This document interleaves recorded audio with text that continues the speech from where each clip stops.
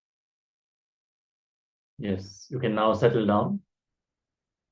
If you would like to share your powerful cognitions that you have received in this round of the power manifestation, anything that has been revealed to you, any clarity you have received, you can let us know in the chat. Understand the kind of grudges that we hold against others, especially when they have promised something which they did not fulfill. If we hold on to that grudge, we hold on to that resentment in our inner space, with every word that we speak towards that person, this frequency will also vibrate as an undercurrent. So completing with the unfulfilled promises others have given to us is very important if you want to speak from a pure conscious space. Understand, the moment you hold on to this incompletion, you recreate the necessity, you create the necessity for these kinds of experiences to recreate in your life. It's a very subtle truth, but if you hold the belief that others are not going to hold their word towards you, you're going to speak to them in a way that they are actually not going to hold their words toward you. So by this completion, you indirectly empower yourself by holding the space of possibility of others holding their words towards you open, keeping that space alive, the possibility for others to sincerely support you and to be integrated towards you. With this powerful process, we are now going to move on to the next segment of the day, which is about the Timidi process, the living Advaita process. We had one introduction in the beginning. If you were not there for the first session, there will still be one introductory video by the Supreme Pontiff of Hinduism about the living Advaita process. So this is one of the most significant process you're going to have. You're going to perform, and you might have heard from various acharyas from us many times that this is going to be a breakthrough, this is very important, this is very significant. But actually living Advaita process will make a huge difference for you.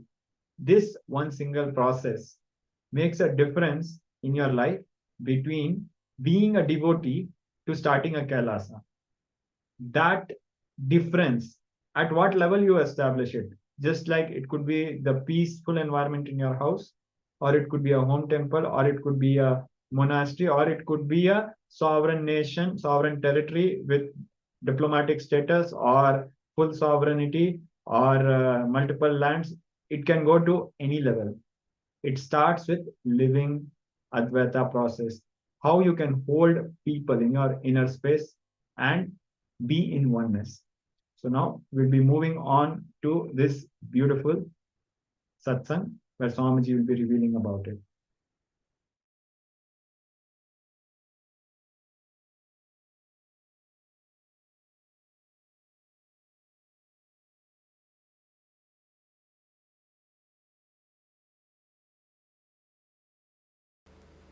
Living Advaita, live Advaita means create whatever you want from the power of Advaita. Understand? Advaita is a simple basic truth. Simple basic truth. Like a sun rises in the morning in the east. You can't go on debate about it. The direction in which sun is rising, we call that as a east. The time when sun is rising, we call that as morning. These are simple factual understandings. So Advaita is also a simple factual understanding. Fact based on which you need to plan your life. It is not the subject to be debated. It is the subject on which you plan your life strategy. Advaita also is not the subject to be debated. It is the facts on which you need to plan the strategy of your life. I don't even want to use the word truth because it is loaded. I'll use the word fact, a simple fact. Advaita is a simple fact on which you can strategize your everyday activity, everyday action. Please understand, all of us are completely connected in the space of oneness. I am not saying all of us are one. All of us are in the space of oneness. All of us are in the space of oneness. If you see goodness from outside, you are in the space of completion inside. If you see bad things outside, you need to complete inside. Go on. Go on.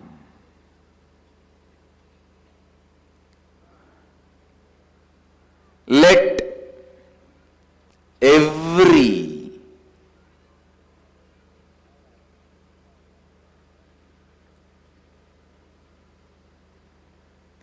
decision you make, let every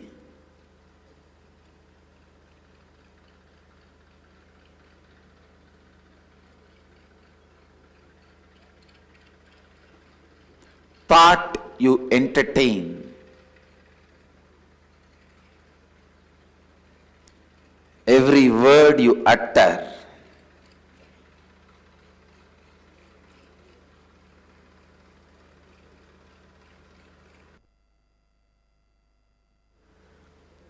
every word you utter, every action you do, let it be based on Advaita.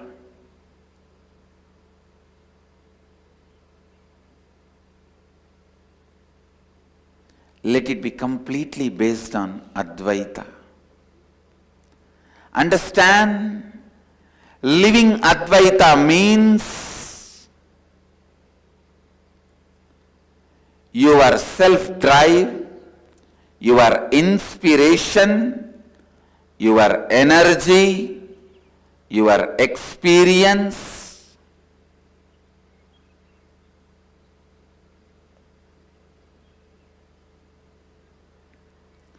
your intelligence,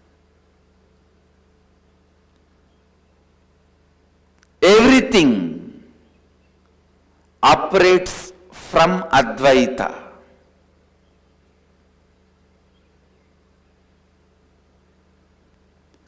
From the truth and fact, sacred secret of the oneness. Understand?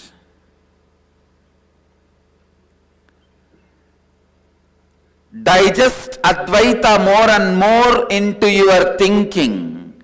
Digest Advaita more and more into your words. Digest Advaita more and more in your actions. Every simple digestion means even if you make a very simple decision,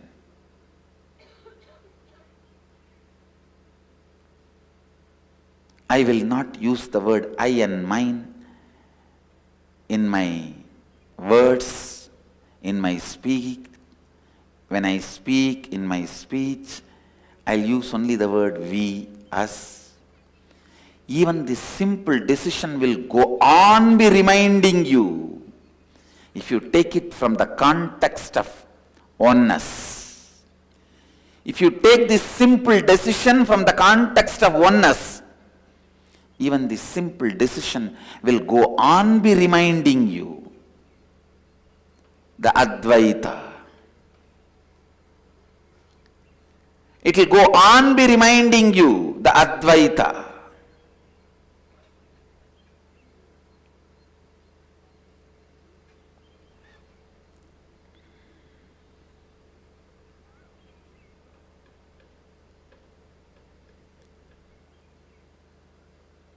Every day morning when you wake up, align yourself to that oneness.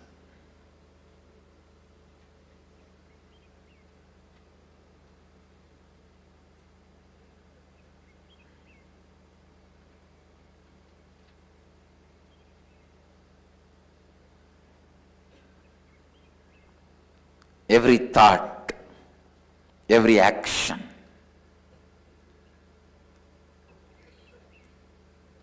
bring more and more Advaita into it. Please understand.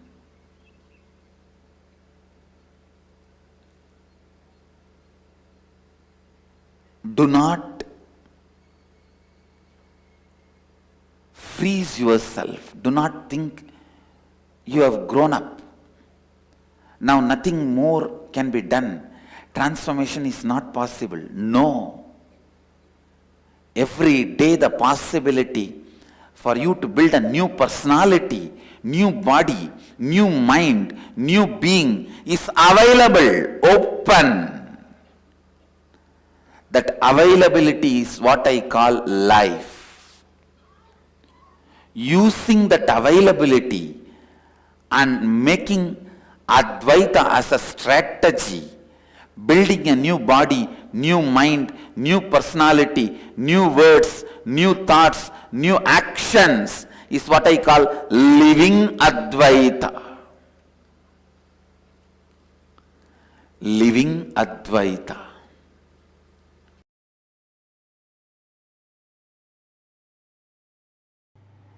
Timili means extension of you. It is just extension of you. You will feel the whole Timili is just more hands, more heart, more brain, more legs. All our Hindu gods portrayed with many heads, many hands, many legs is nothing but they had that powerful Timili. Please understand, every one of you should have at least few people around you in this frequency where you experience tremendous friendliness with them and they experience tremendous friendliness with you. I tell you, you need to know, please understand, there may be million liter the arak in a shop, but you don't need million liter to get drunk. You can't drink million liter. If you drink some 10 liter, that's enough, that's a maximum. Same way, there may be the whole ocean, but for you to die, you don't need the whole ocean. Just some 100 liter water goes inside your body, you will die. Same way, there may be billions of people. For you to experience the ultimate enlightenment, you don't need to feel oneness with all of them. Understand, 11 people in your life, if you feel the non-dual experience of oneness, you will become enlightened. You don't need more than 11 people. The 12th person, you will be enlightened. Because your brain, your individual logic cannot retain its individual existence if you extend your oneness more than 11 people.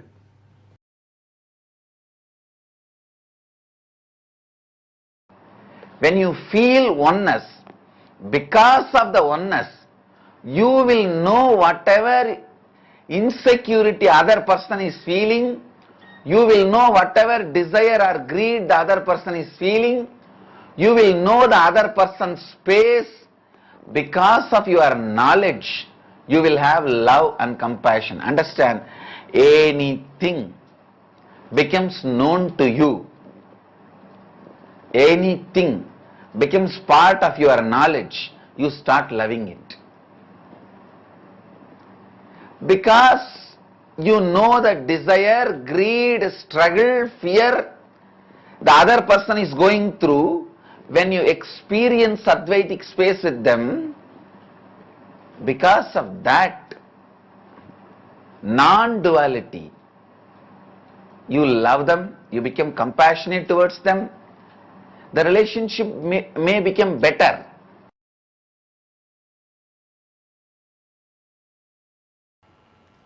The rustic, raw, ground level truth should be your basic cognition. Understand?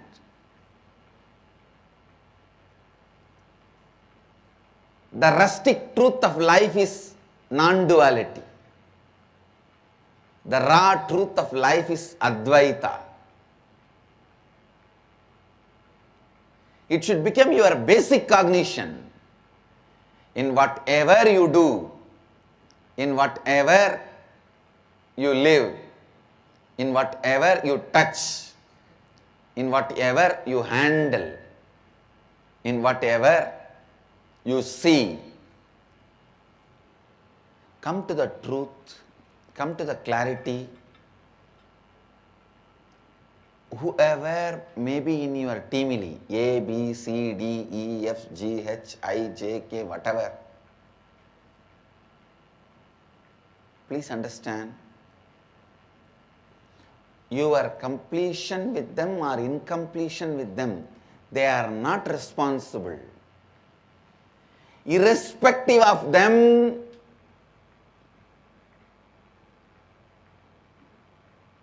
you develop a pattern of incompletion with somebody else, somewhere else, and bring it and put it on these people. See, whether you put the gunny bag on them or silk shawl on them, you weaved it somewhere else. The poor fellow who is standing in front of you is no way responsible for the gunny bag or the silk shawl you are dumping on them. So understand, Advaita Satya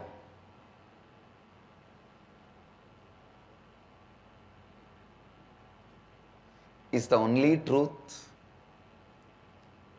Your incompletion with other person or your completion with other person is not responsible. Whether you are putting a silk shawl on that person, completion, or a gunny bag on that person, incompletion, other person is not responsible. It is you who stitched this pattern from your life. Understand? If you are feeling the other person is constantly abusing you, even if you remove the other person and put somebody else, even if you remove A and put B, in 2 days you are going to feel this fellow is also doing the same thing to you. Whether you are completion or incompletion, the other person is not responsible.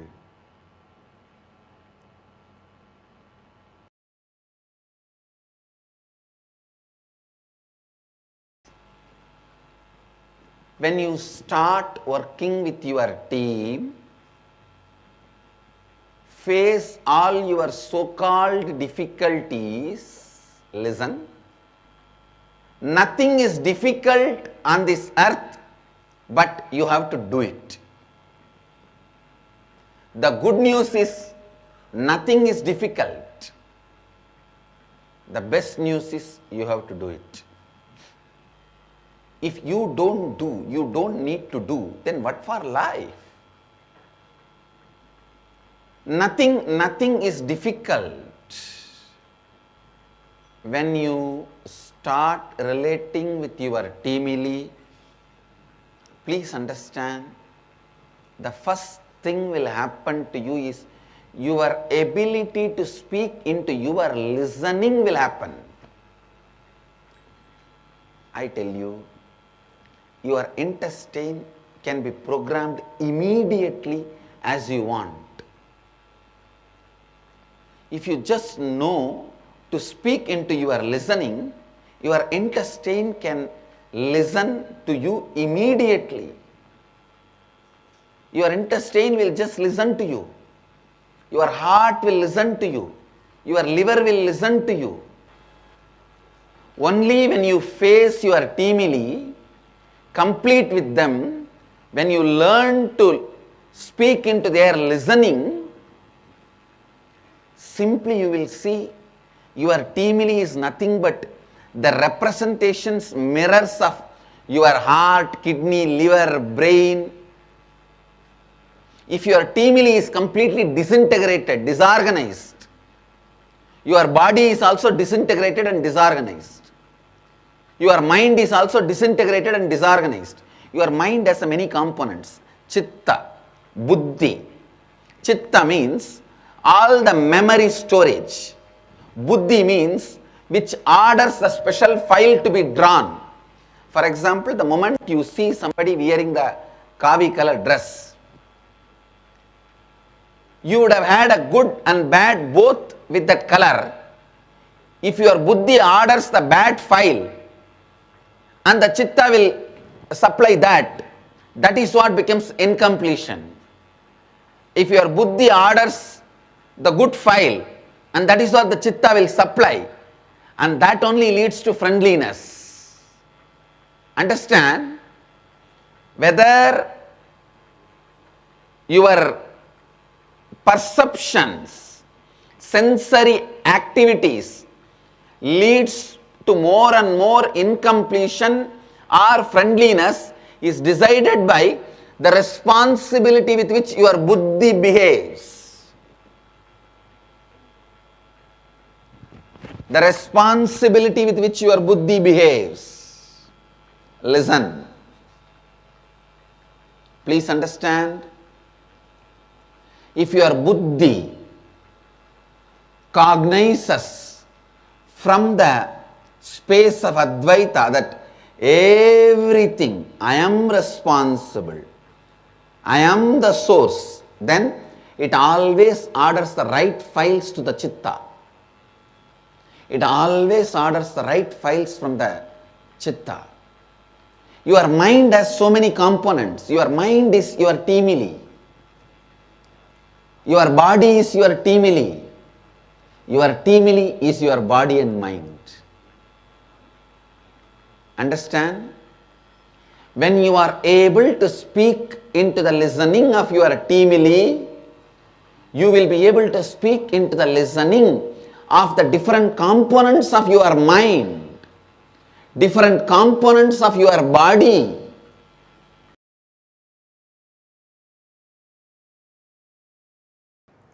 So I am giving you the essence of the whole process today. The first step, form a teamily. Teamily means family plus team together. Persons with whom you are sharing your whole day. The person may be your senior officer or junior officer. He may be your employee or employer. He may be your subordinate or boss.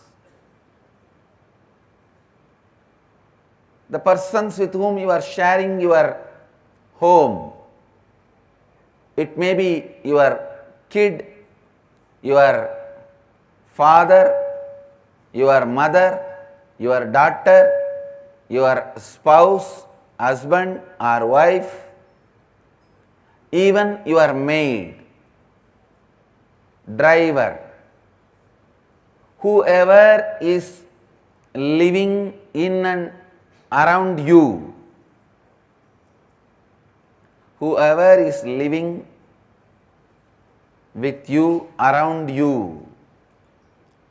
Unfortunately, all the English words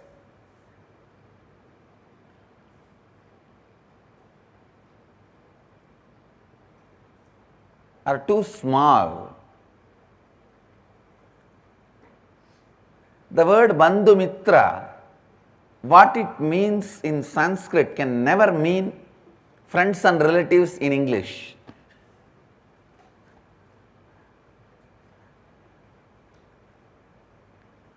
In Sanskrit, the depth of the word Bandhu Mitra can never be translated by the word friends and relatives. That is why I am struggling and using so many words. People who live around you, with whom you share your life and all that. In Sanskrit, just these two words is enough. Bandhu Mitra, your teamily, your team and family. Make a list of your team and family. Decide you will live in the space of completion with all of them.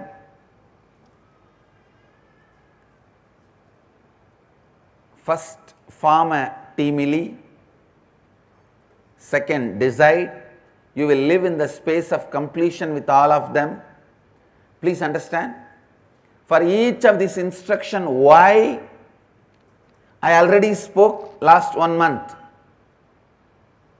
How, why, all that I have spoken last 1 month.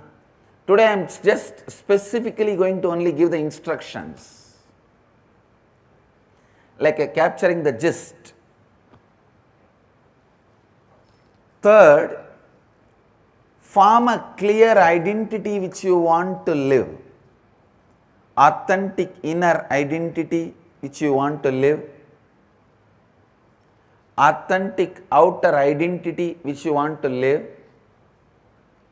Authentic others' image means the image which others want to feel about you. The image, what is the image you want others should experience about you? And life image, what is the image you want to experience about life? Pen down all these 4, elaborate, detailed way, and as the support of your teamily, tell them, this is the way I am going to build myself.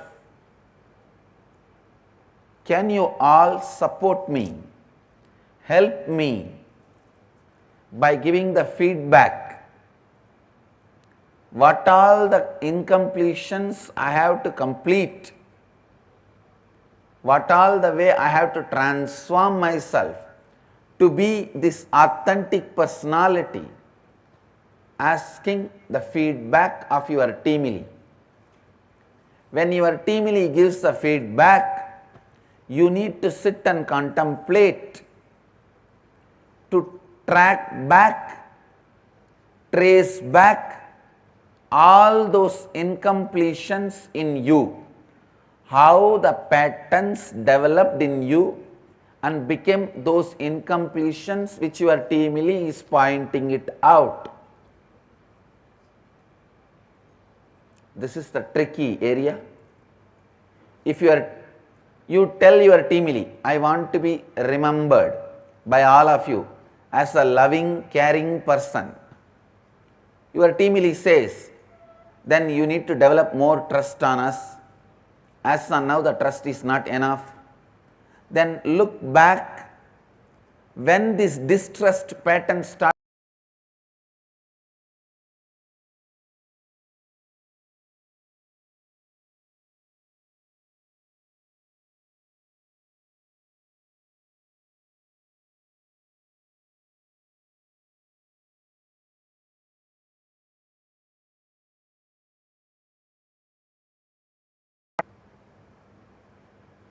then you make the list of all the incompletions you need to complete. Your team lead's feedback is like a raw understanding. You tracking back and tracing back to the source of patterns, root incidents from when you developed those incompletions. I gave you one example. If you declare your other's image, I want every one of you to perceive me as loving, caring person. Your team lead gives you the feedback. You may have to raise your trust on us more. That's the incompletion we find. Then you need to sit and trace back. When you started developing this distrusting pattern, those incidents pen down. Now all the feedback your team lead gave and the tracking back, tracing back you did, which is available in front of you, is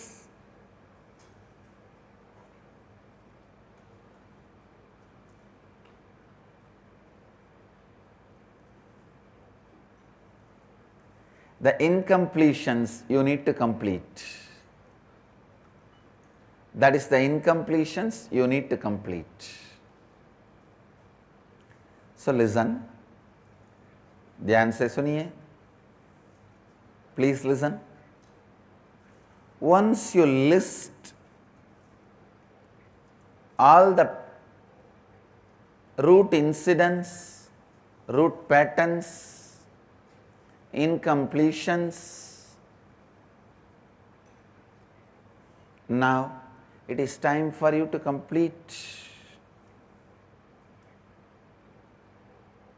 I tell you, the moment you pen them down and identify your incompletions, they lose power over you. They lose power over you. Sometimes people ask me, how to know team lead's feedback is right? Be very clear. Anything team lead gives as a feedback, take it as right. Don't even have the problem whether team lead is right or wrong. Anything team lead gives as a feedback, take it as right and trace back, track back. If it is not right, don't worry, naturally those incompletions will not be there. If it is there, complete it. If it is not there, enjoy it, that's all.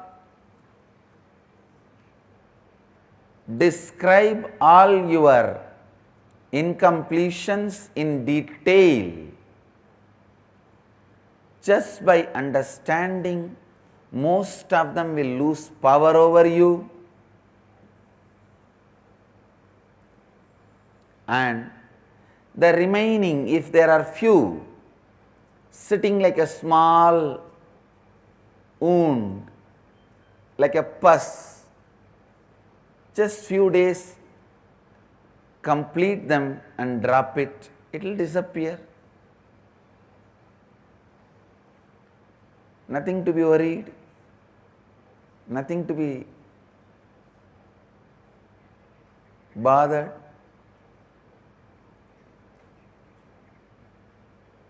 So I give you next few days to do this completion. Completion can be done in two ways. One, reliving and relieving, or using your intelligence and just discarding.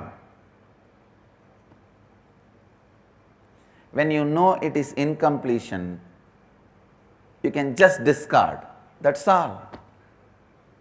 If you feel so attached, you are not that sure it is only incompletion, then sit and brood over, relieve them and relieve. Next few days, you have time to do the completion.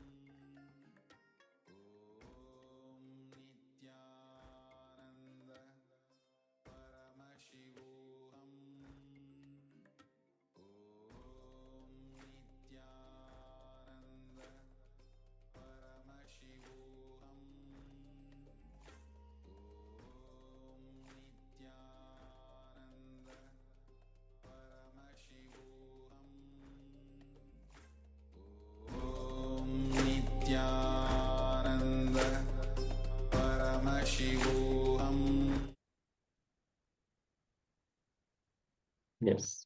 Now that we had the introduction by the Supreme Pontiff of Hinduism, our beloved Swamiji, about the Timili process, the living Advaita process, does now all get ready and enter into this powerful process itself. Let us recap. Living Advaita means to create whatever you want from the power of Advaita. Advaita is a simple, basic truth. The principle of oneness. Like how the sun rises in the morning in the east, you can't debate about this. It is a simple, basic truth. It's a fact. The direction in which the sun is rising, we call that as east. And the time the sun is rising, we call that as morning. These are simple factual understandings. So Advaita is also a simple factual understanding just like that. Let us enter into the first step of this very powerful process. The first step is build a teamly of minimum 11 members. Write down their names in a list. So why 11 members? You might think that you're struggling and you might be thinking that it will take time. No, you have to write minimum 11 names. This is a part of the process. So then identify people with whom you are sharing your day, once you are living with, and who are around you, with whom you share your life, working every day with you. So it can be your people, your family, the people in your house, and the people in your workplace. And even if you are maybe traveling every single day in the same bus and the driver is the same, so he might also be a part of your team lead. So from that perspective, look and identify your team lead. These persons can be your co-workers, employees, they can be living in another city, and they have a significant impact on your life. So please take a few minutes and pen down. Even your pets are part of your team lead, rivers, mountains, all of them.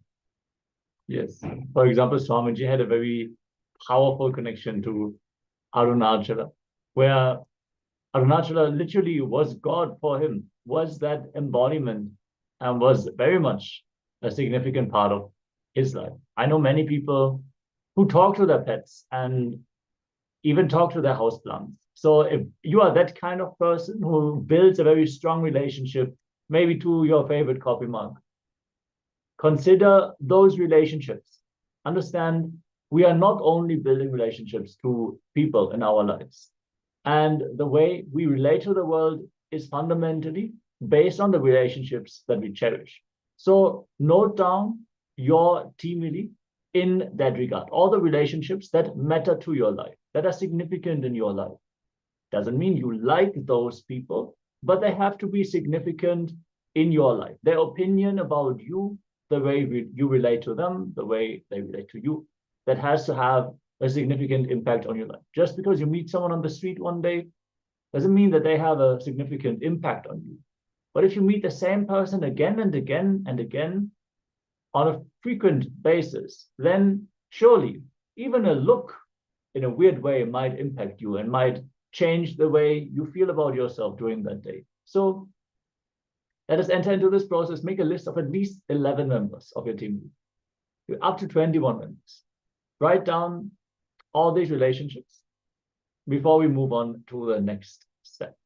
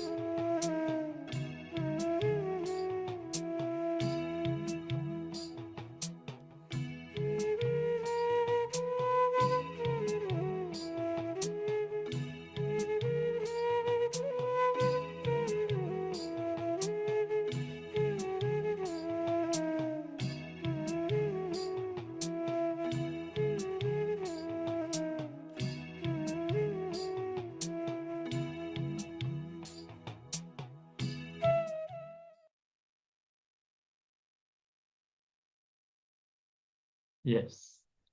After this preliminary step, to be able to enter into the team process, I hope all of you were able to write down the list of names of your team members. Before we can enter into the actual team process, we are happy to announce that the darshan preparations have already begun. And we are going to get ready to receive Swamiji for today's Kalyana Sundaramurti darshan. So let's get ready. And requesting all the participants to join back after the darshan. So we are going to continue this powerful process directly after we have received the blessings and initiations from the Supreme Founder of Hinduism.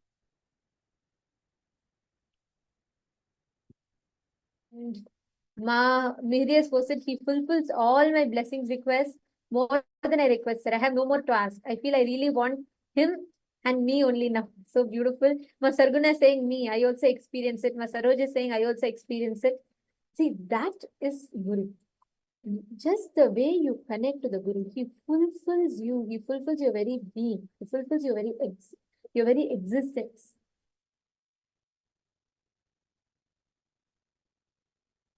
This is the experience with Guru. Lucas, is audio better now? I see you have posted the audio is low. Please confirm if you're able to hear us better now.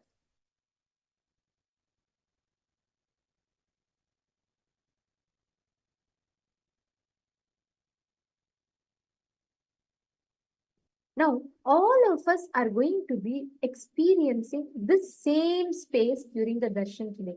Swamiji is going to be initiating all of us to experience that state, that space of oneness with the Guru. You will experience the space when Swamiji awakens us. Today, that's why Swamiji is giving all of us that experience of oneness, experiencing oneness in relationships.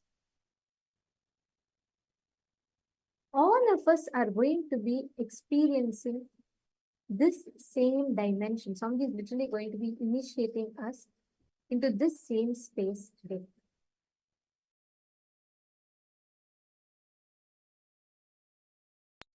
How many of you here want to have that deep, fulfilling relationship and experiencing that oneness with Swamiji? How many of you want to experience that oneness today?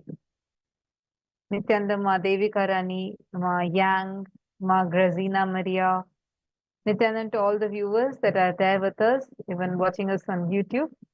See, understand, today all of us have that biggest blessing because we're going to be raised to that high frequency of oneness, immense oneness, a oneness experience that you manifest, to which directly you will experience the ultimate inside of you. And Swamiji is going to be gifting us all that very gift to be able to manifest the space of oneness, that true love and fulfilling relationships blossoming in our life.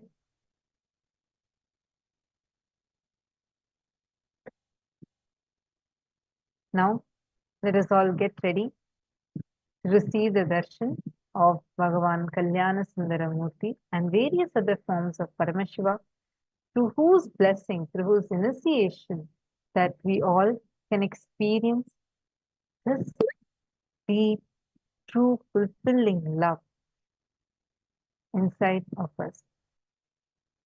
Let us all get ready to experience this very powerful space. I request all the participants to kindly come and settle down. We are going to be preparing ourselves.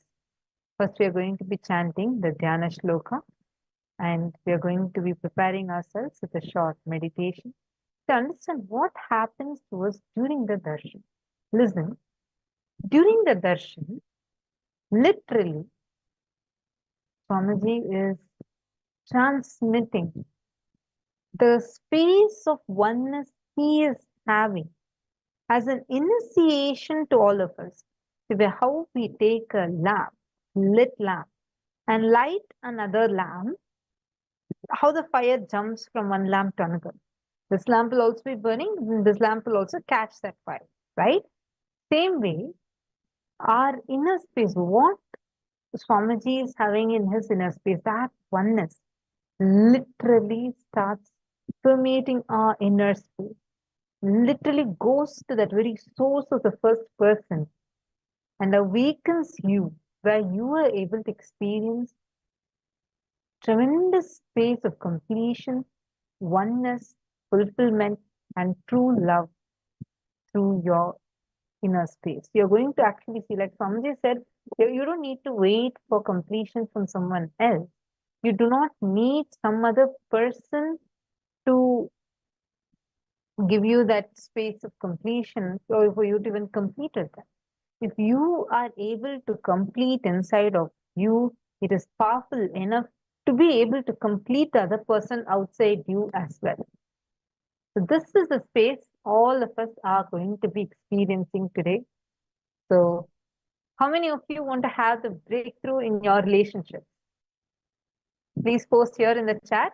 How many of you want? Which relationship you want to have a breakthrough with? Can I request all of you to post just one relationship? Just choose any one and please post here. Who is that one person? Whoever. You can choose one person and choose and post here.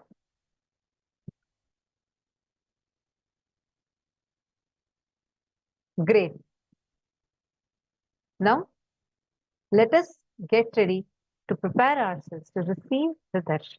We are now going to be chanting the Dhyana Shloka of Bhagavan Kalyana Sundaramurti and various other forms of Paramashiva.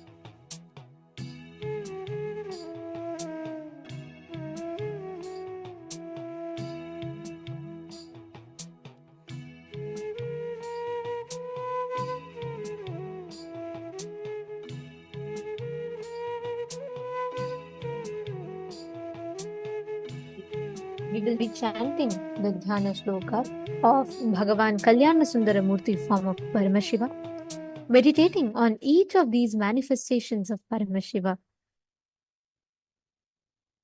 Please close your eyes, sit straight. सिन्दूरापरं त्रिनेत्रं युगभुजसहितं हारकेयूरभूषं दिव्यैर्वस्त्रैर्वृताङ्गं वरसमुचितलसत् वेषयुक्तं शुभाङ्गं वन्दे कल्याणमूर्तिं करतलकमले देवी हस्तं तथानं हस्ते टङ्कं मृगं च ततमवधरं बद्धगन्धेन्दुचूडम् The next is Uma Maheshwara Murti Dhyana Shloka. Dhavalabja Sukasana Sannihitam Mrugam Dimbakatankavarabhiyanam Sumukha Paramata Phalam Drukam Varaya Umaya Sahitam Hridayetu Bhaje. The next is Sukhasana Murti.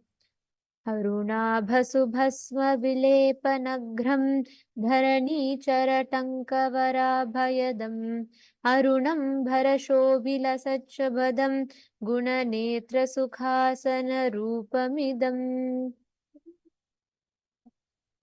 Chaturbhujam Trinetram cha Jata Makuta Samyutam Abhayam Dakshina Hastetu Varadam Vamahastake Krishna Parashu Samyuktam Vame Dakshina Hastayoho Dakshayanam Dakshinam Padam Dadam Vamam Tukunchitam. Now, in the same space, let us all get ready to receive the darshan. Connect to Swamiji. Enter into the deep meditative space of gratitude. Intensely bring your awareness to your Ananda Gandha. Seek the source of your first person. Intensely meditate on the powerful form of Swamiji, preparing yourself to receive the darshan, the initiation to experiencing oneness, the ultimate fulfillment in all relationships of life.